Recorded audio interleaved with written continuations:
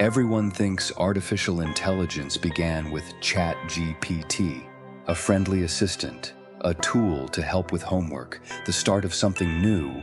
But what if it's not the beginning? What if it's the release version of something that's been evolving in the dark for decades? Not science fiction, not imagination, but a system that's already shaped the world we live in, and just now is stepping into the light. Let's go back.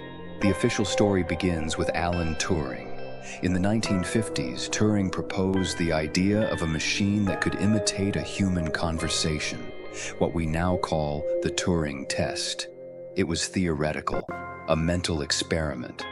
But while Turing was dreaming of machines that could pretend to be human, someone else was building something that didn't need to pretend. In 1955, the US military launched Project SAGE, one of the first large-scale computer networks in the world.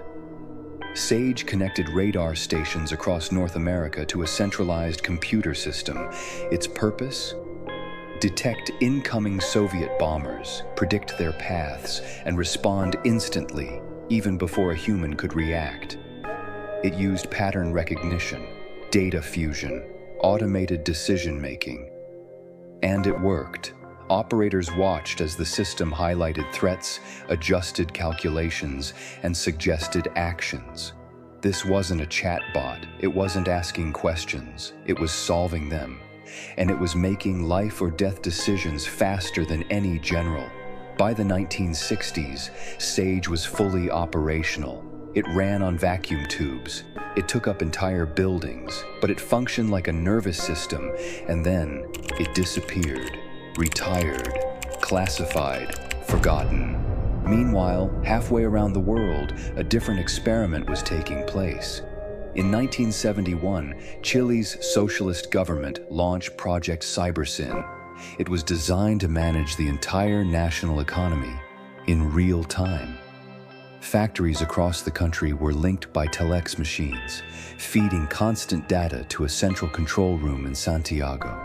There, a group of engineers used statistical models and early algorithms to make decisions about production, supply, and logistics. No private companies, no internet, just a handful of people, and a machine that saw everything. It was built with help from British cybernetician Stafford Beer, and it worked, until it didn't. In 1973, a US-backed military coup overthrew the Chilean government. The CyberSyn control room was destroyed. The papers burned, the data lost. Another advanced system, gone before anyone could ask what it really was, and the pattern didn't stop. In the 1980s and 90s, the US Department of Defense funded projects under DARPA, the Defense Advanced Research Projects Agency. DARPA has created some of the most influential technologies of all time, things that we use and take for granted every day, including the project that became the internet.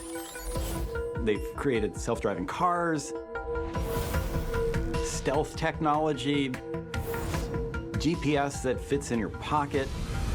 That's DARPA's specialty, to imagine the future and create it.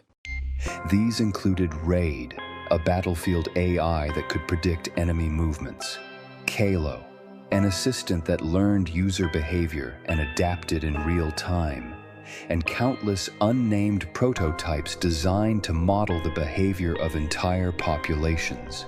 These systems weren't designed to chat. They were built to control, to guide troops, to analyze civilian unrest, to predict riots, elections, supply chain collapses before they happened.